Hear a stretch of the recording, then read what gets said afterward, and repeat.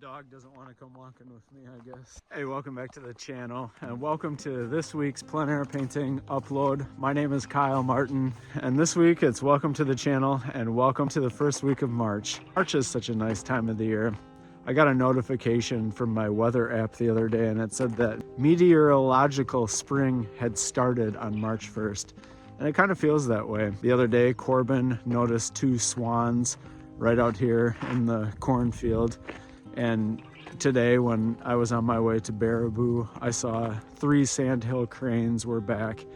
Everything is happening. Oh, there's some, I don't know what's up there in the sky. It seems like nature is coming back alive, and that's really exciting. I love these transitionary times. Basically every day is just a transition in the landscape, but this is a good one because it means that there's so many nice days to come. I'm finishing the last of my winter commission paintings, and I figured that it was a good time to make a video of my experience this winter of making these paintings.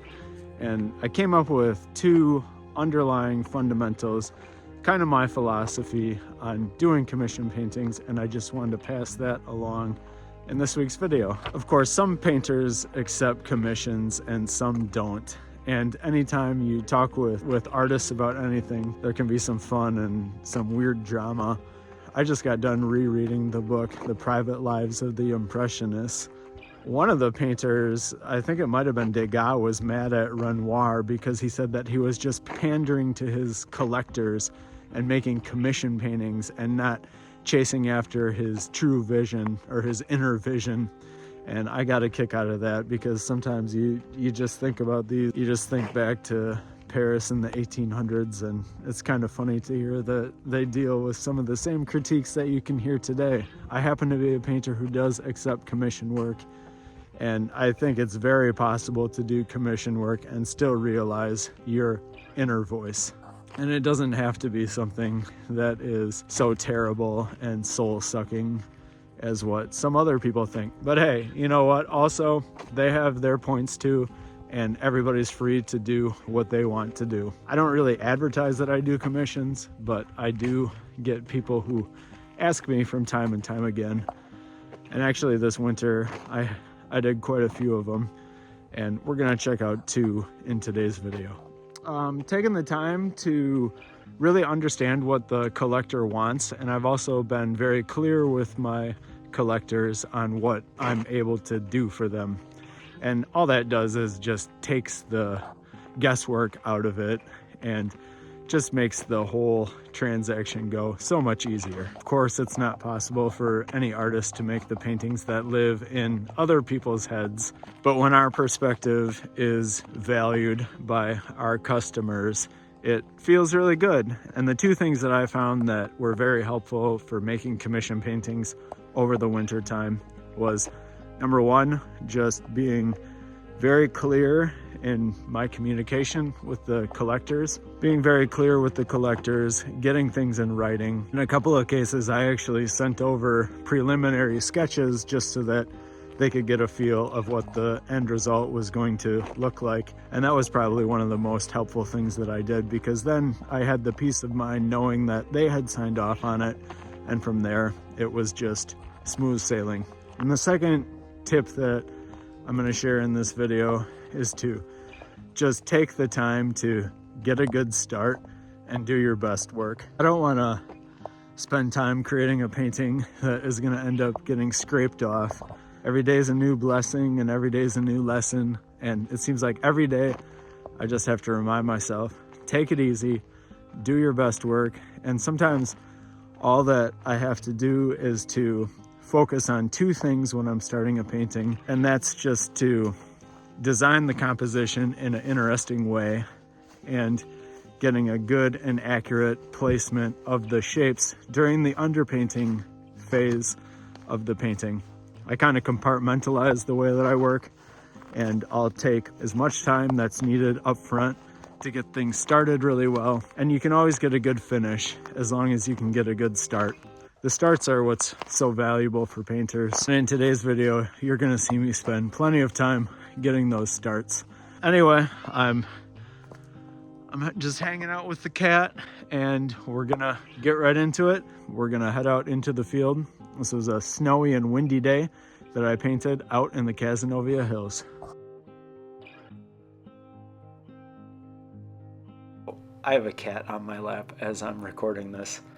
The first thing that you want to do when you're creating a commission painting is to discuss the expectations with the customer. And this seems like second nature, but you really want to get as much info from them at the start. If it's their farm or something like that, you want to find out what time of day they would like to have a painting created at. In today's painting, I spent about a half an hour walking around the farm with the collector before I started painting on that February morning. And that was a really good thing to do because I got to explain to her what I was seeing and what I thought would make a good painting. And actually, she said that she never would have seen it that way, and that I really had opened her eyes up to the way that I was seeing the scene. So she thought she got a different perspective, and I got her perspective as well. And that really worked out nicely because then I was confident that I was going to be able to create something that she was interested in. You want to be specific on sizes and prices at that moment. I had given her a couple different quotes on prices. One was for a 9x12 and one was for a 12x16. And she decided that she would want to go with the 12x16 inch size. And that was good because that's a size that I can comfortably work on.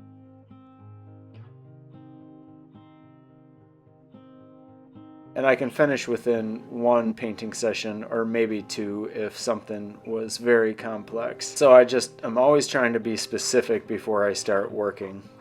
Sometimes I'll draw up a contract with the customer and I'll request a third of the money before I start the painting, a third of the money when the painting is complete, and then a third of the money when I deliver the painting. And that's really nice because then they're invested in it and they start to understand what goes into the painting. And also they're not hit with a huge bill at the very end.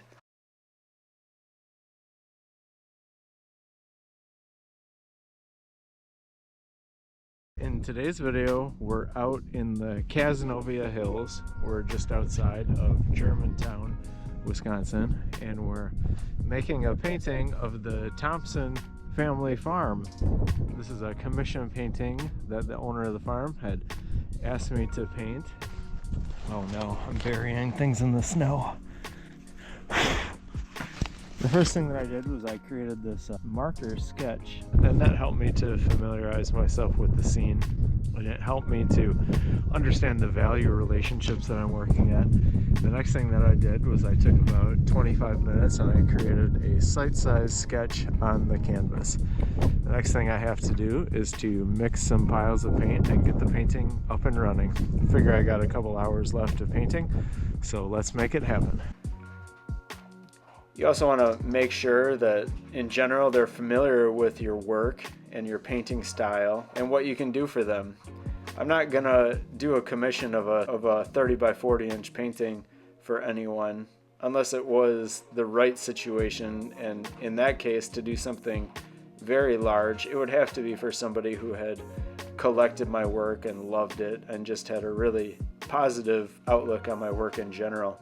I also wouldn't quote finishing a 24 inch by 30 inch painting in one afternoon. I would let them know that something a little bit larger is going to take me 3 or 4 painting sessions to complete. Having those conversations at the start can save so much in the end. And then you as the painter have to decide if you want to do the painting in the studio or outside. In today's video we have one painting that I completed outside, and we also have one that's in the studio. So the second tip that I have is to get a good start in the painting session.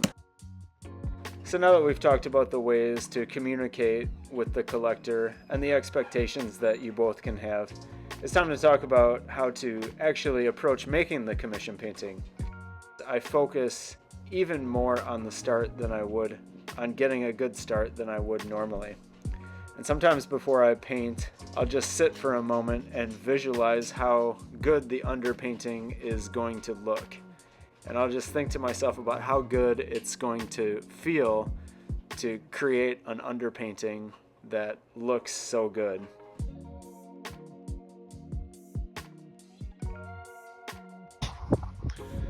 well, I've been working out here for 3 hours in the field. There's wind whipping through the valley that I'm in right now, and I've been working for about 3 hours, and I'm ready to finish the painting off. Actually, it's getting to the point where I can't see very well anymore just because there's so much light bouncing around.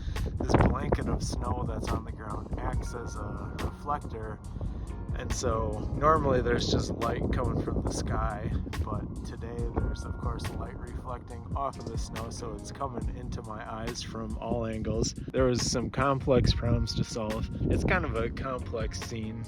There was a lot of drawing issues to solve. For instance, we have up in this area, there's some evergreen trees behind some trees that have bare branches, and that's kind of a complex problem that I had to solve in the painting today.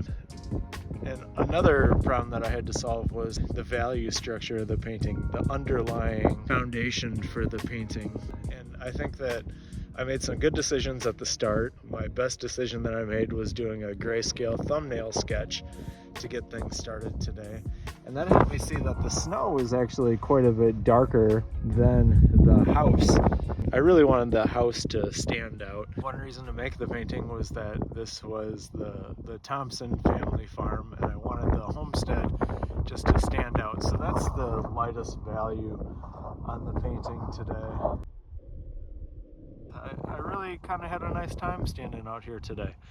I came out at 9:30. It's after 1 o'clock in the afternoon now. So we had that brilliant blue sky, which allowed me to use some of my phthalo colors, which I always love to do. I'm gonna pack it up. I'm gonna get out of here. I'm gonna deliver this painting, and we'll take it from there. So I appreciate you being here. Thanks so much for joining me on this snowy February day, and we'll do this again soon.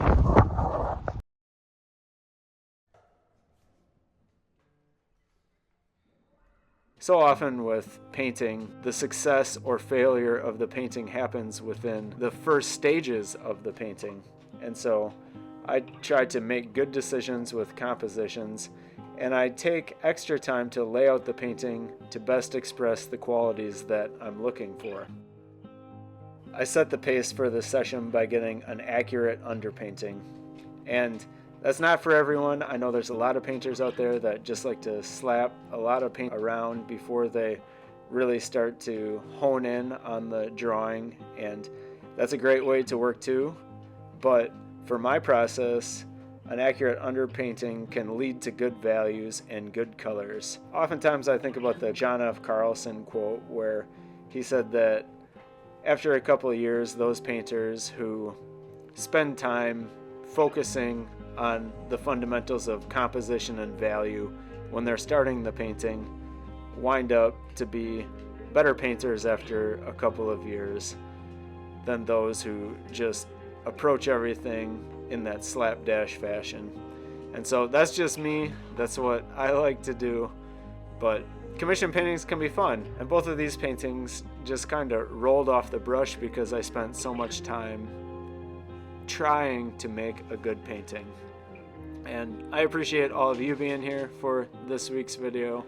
And have you ever done a commission painting? Why don't you leave a comment below and let me know about your experience creating commission paintings, and we'll pick this up next week for another plein air painting video. That crunching ice is so cool. Thanks so much for being here this week. I will see you again soon. Have a good weekend.